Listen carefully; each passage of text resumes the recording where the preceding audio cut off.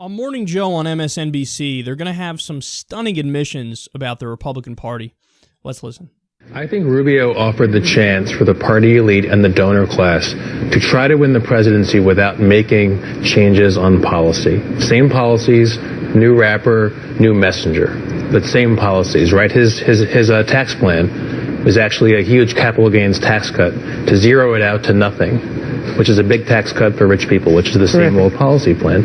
And it turned out that there's a policy problem for the party on trade, on entitlements, and some other issues. National security. I mean, he is traditional. I mean, I think that's where Trump, I think, has surprised the most Republicans by being so far outside of the box on national security. Rubio was very traditional, and he's losing to Trump. And Joe, Donald Trump's going to be joining us, I hear, in about 10 minutes. Yeah, I mean, you know, the problem, and Nicole, you can talk to this, the problem with the Republican Party over the past 30 years is they haven't, I'll say we haven't, developed a message that appeals to the working class Americans economically in a way that how Donald Trump does. I mean, you look at the fact, we talk about cutting capital gains taxes. That 10,000 people that are in the crowd cheering for Donald Trump, they are never going to get a capital gains cut because it doesn't apply. We talk about getting rid of the death tax. The death tax is not going to impact the 10,000 people in the crowd for Donald Trump. We talk about how great free trade deals are. Those free trade deals never trickle down to those 10,000 people in Donald Trump's crowd. Sanders. Guess what?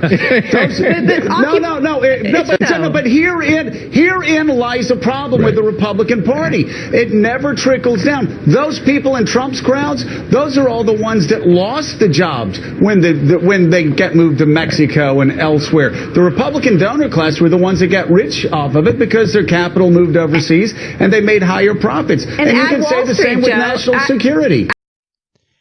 It took Donald Trump's faux populist rhetoric to get people on the right to admit what is stunningly obvious to the rest of us. Isn't that something? Now, as we've said before, Donald Trump is a fascist in many ways. I mean, on social issues, he's ridiculously off the spectrum. This is a guy who's a xenophobe and a bigot, and he's intolerant, and he's got 1,000,001 problems. Every once in a while, though, on economic issues, I don't think he believes it, and I don't think he'd do anything policy-wise to try to move us in this direction, but he says genuinely populist stuff. He says, I'm not going to cut Social Security. I'm not going to cut Medicare. He says, I'm not going to let people die in the street if they're sick. That actually kind of breaks from Republican dogma, where the establishment is like, actually, we kind of would do that if we think we can get away with it. Trump's like, come on, let's not do that. He always hits China and Mexico. Oh my God, they're, the trade policies we have with them. We got the air conditioning company going to Mexico. I'm going to slap a tariff on them, a tax on them. So when they bring the goods back in the country, I'm going to make them wish they never left America to begin with. Let's have the products built here. Now, again, I don't believe him because he has his ties made in China. He does business all around the world. He's a massive hypocrite. If he wants to stop that, he could, at the very least, stop it personally for himself, but he doesn't. So he's not going to fix it when he's in office. But the fact that he's saying it makes Republican-based voters go, that guy's looking out for me, yeah.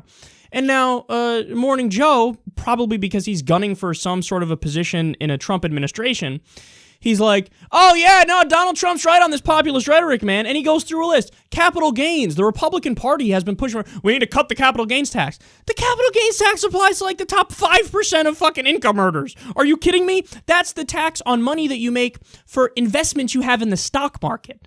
So that's a much lower rate than, somebody who's a construction worker or an accountant or actually busts their ass for a living. So for example, a guy like Mitt Romney, who makes all of his money through the market, makes millions of dollars a year, he only pays about 15% in taxes, whereas you could work full-time and you might pay, if you make $80,000 a year, $60,000 a year, you might pay over 20% in taxes.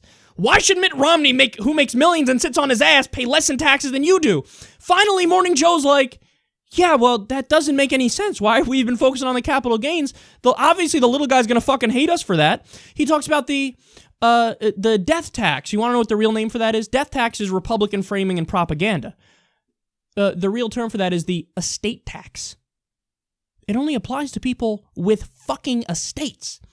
You have to be a multimillionaire for the death tax to apply to you. But you got people who are in $40,000 a year, $30,000 a year with little family farms who are like, gotta vote Republican so they don't tax me when I die. They're not going to tax you. They're going to tax the estates. Unbelievable. The Republican Party has been doing propaganda all this time, and now it's all falling apart because Donald Trump's coming along and doing some populist rhetoric. And then finally on outsourcing. Again, he's a free trade. Free trade is always code word for outsourcing. I'm going to take usually decent paying factory jobs in the U.S. and ship them everywhere else except here.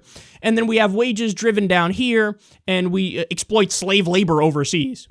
And they're like, why would anybody? Of course they're going to flock to this guy. Blue-collar voters are going to flock to this guy because he's saying, I'm going to stop that. Meanwhile, you got idiots on stage like Jeb Bush and Marco Rubio who are like, I'm in favor of free trade policies. I like that. And even on national security, like they said, every once in a while, Trump says something like, yeah, let Vladimir Putin fight ISIS. Whatever, let him do it.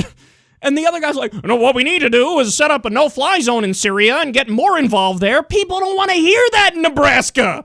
They're like, I can't, we got to go take back Raqqa. No, they're like, I got bills to pay. I got kids to feed. What the fuck? Why are you wasting all our money over there? So, you know what the thing is, man? It was sadly the easiest thing ever for, as Matt Taibbi says, even a half-decent con man to come along, which Donald Trump is at least that, and just get all the vote for him in the Republican primary. Because they left the door wide open on all these issues. The Republican Party has been representing nobody except the military-industrial complex and neoconservatives when it comes to foreign policy, and it's been like that for at least a decade. More than that. All they represent is the military-industrial complex. Well, it's easy for somebody to come along and say, that's stupid, I'm not going to do that. And I'm going to vote for that guy. They leave it open on capital gains taxes. They leave it open on death taxes, the estate tax. They leave it open because all they really care about and fight for is the corporations and the billionaires in Wall Street. And then all you need is somebody to come along and say, I'm not in favor of that. Even if they are in favor of that, which Donald Trump probably is, but all you say is, I'm against that. And people go, oh my God, I can't wait to vote for him. Mix in that message, I'm not like them, with a little bit of confidence, the Republican voter melts. They melt. So, in many ways, you can't blame the Republican base for the rise here of Trump. Now, don't get me wrong. There are things that he says that are just flat out fascist, and he advocates for war crimes. He says, let's torture people. Let's kill innocent people in the Middle East. Ban all Muslims from entering the U.S., deport 11 million, 12 million undocumented immigrants, all that stuff. There's no excuse for it. It's totally fascist. And that's him playing on the xenophobia angle of the Republican base. But on all the populist stuff, they're going to vote for him based on that alone because you've given them no other options except establishment shills and pricks like Jeb Bush, who are wrong on all the issues and happen to have no personality on top of it. I'm starting to wonder why any of us ever questioned Donald Trump at the beginning of this, with the Republican establishment and the rest of them being so shitty from day one.